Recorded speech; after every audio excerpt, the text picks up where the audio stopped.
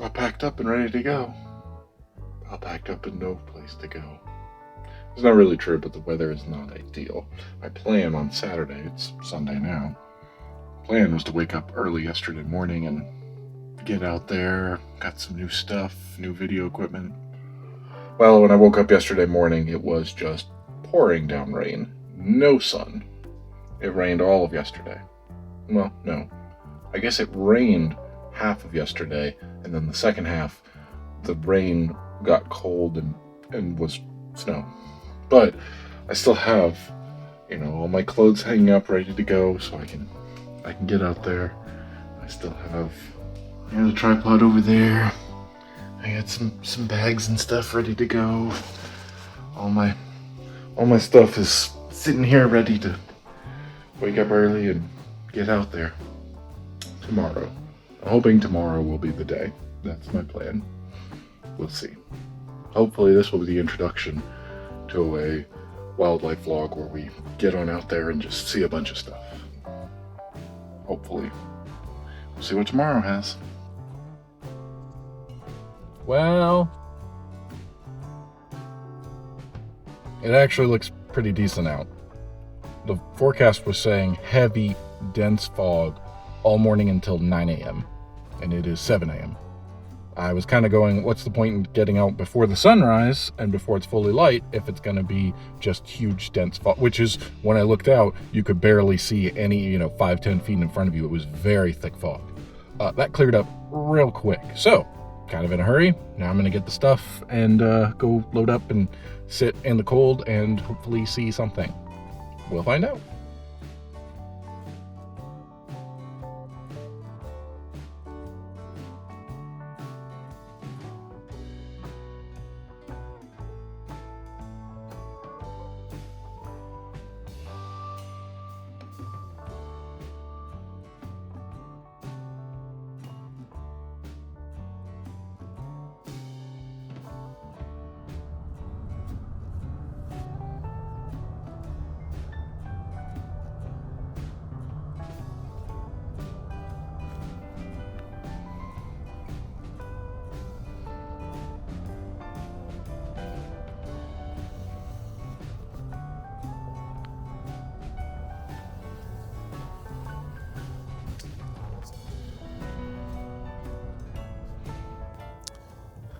I don't usually record while I'm out here, but there's not too much out right now. I'm not too much of a disturbance, and I also was basically fully set up and ready to go except for putting a mic on.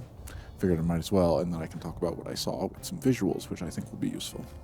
I've been out for about 3 hours now. That's how long I got out of the batteries. This new monitor is great.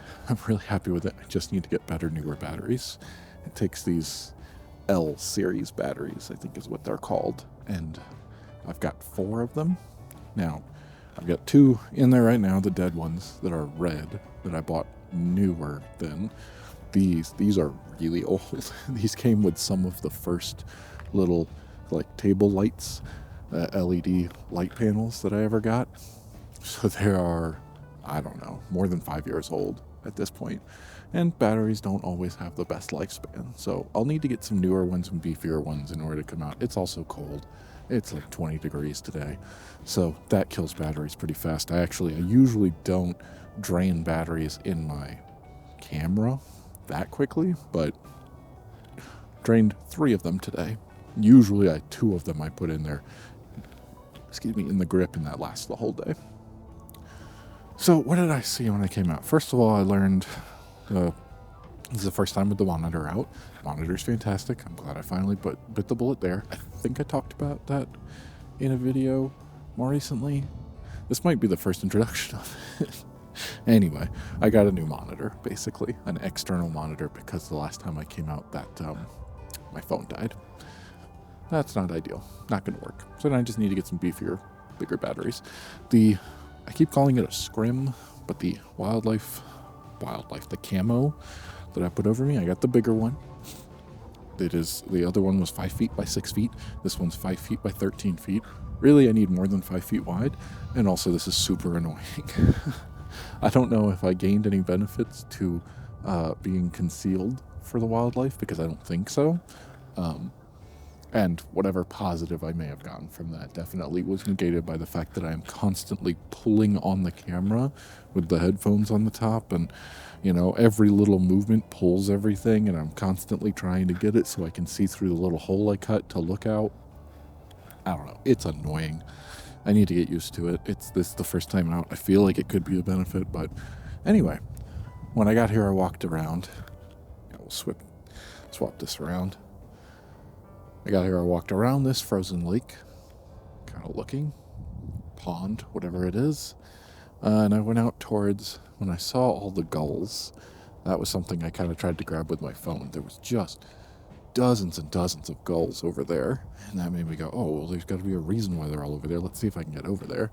And the trail kind of goes out that way towards there, but then, not ideal.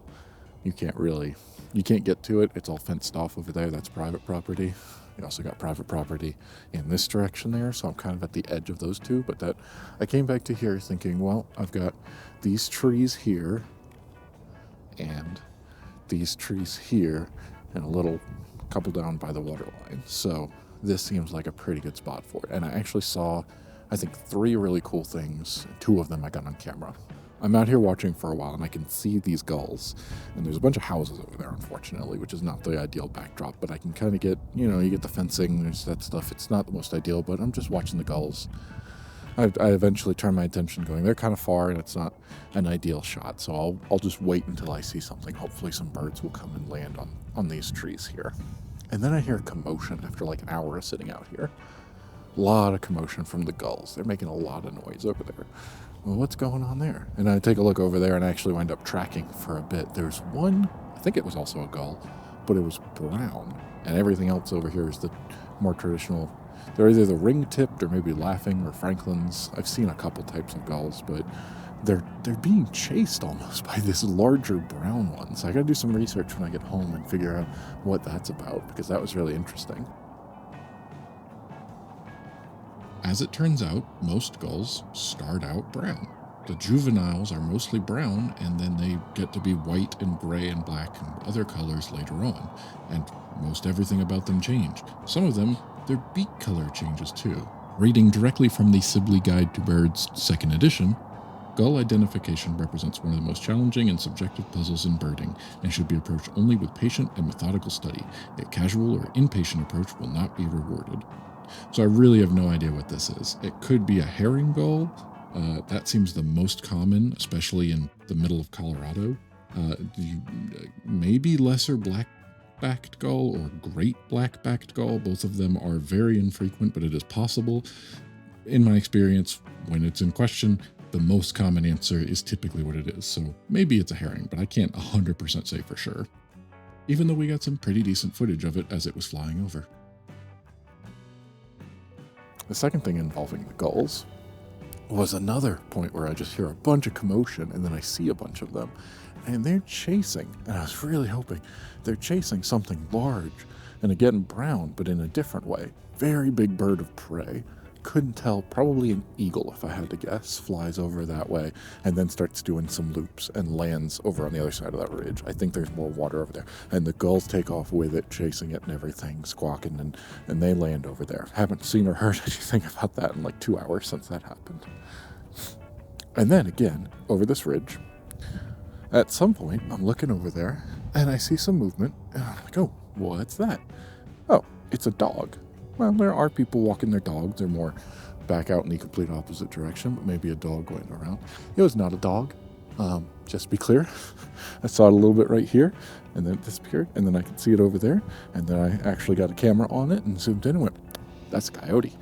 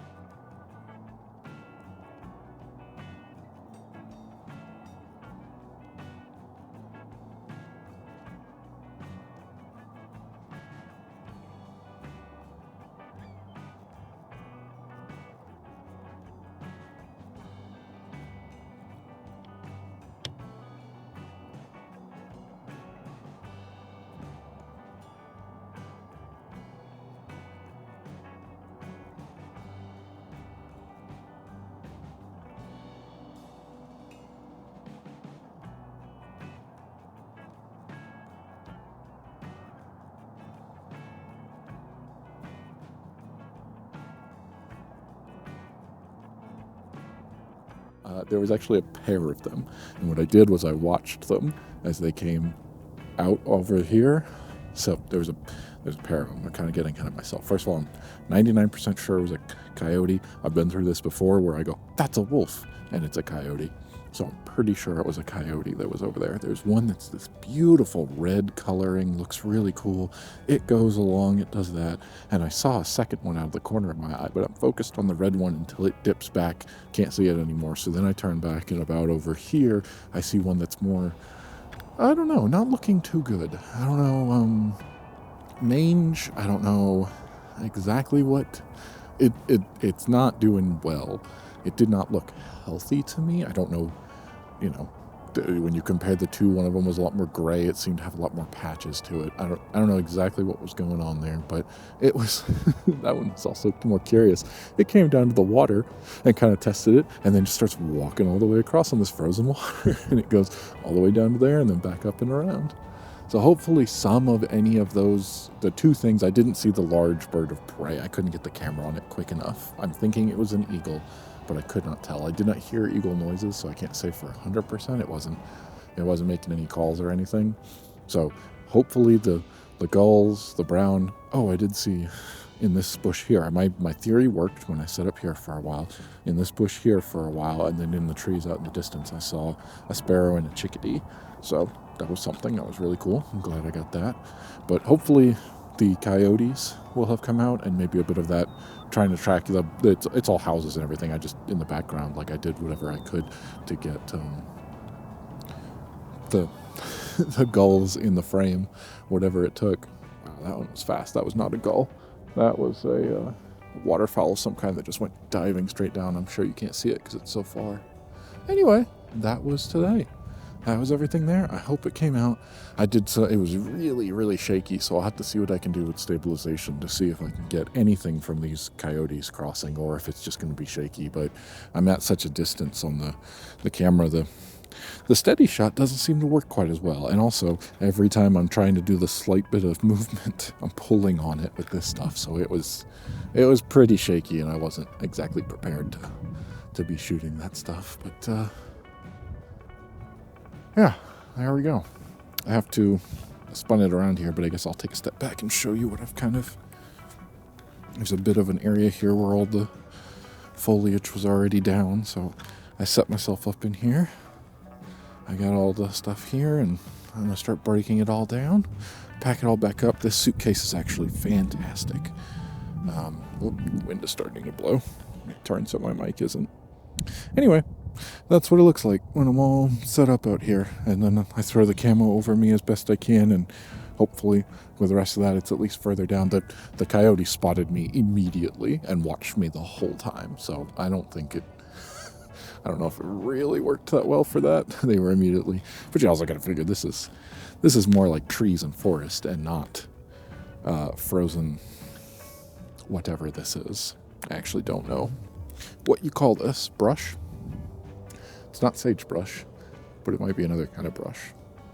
Anyway, I don't know. I focus on the birds more so than the plants, unfortunately. It'd be cool to know information like that, but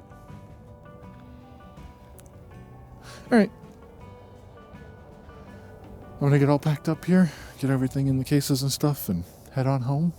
I'm glad I got out to do something. It actually turned out to be not very foggy and a pretty day out. Just full sunlight, not so much clouds, and I did actually see some wildlife while I was out here, so I'm happy.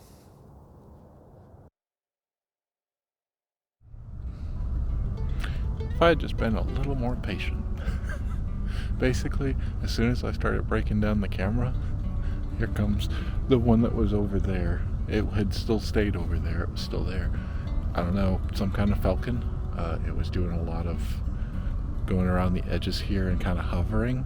I tried my best to get a second of it when it went around the second time. We got a few seconds of it flying through. That wasn't the only thing though. I sat there and then watched for a little bit longer. It's probably been like 30 minutes since I went, I'm done. 2 seconds ago, flew right over my head. Not the same brown falcon of some kind, like a white and brown. This one, I could immediately tell was an eagle. So either that was an eagle before, hours ago that sat over there, and then a falcon also happened to come along. I keep saying falcon. I think it's a falcon. It's a bird of prey of some kind, but one that definitely just kind of goes along and then does a little bit of hovering, looking for things, and then keeps going. And I'm pretty sure that there's a type of falcon that does that, unless it's a kestrel. But the kestrel doesn't have a white body, I don't think. I need to do some research before I find out. But anyway, if I'd just been a little more patient, probably could have got some better stuff out of the actual camera. Ah, well. Don't think it's a falcon. I think, looking at it, especially with the white along the body, black tips of the wings, and then especially, mostly, the head has kind of an orange solid pattern to it. I think this is a Swainson's hawk.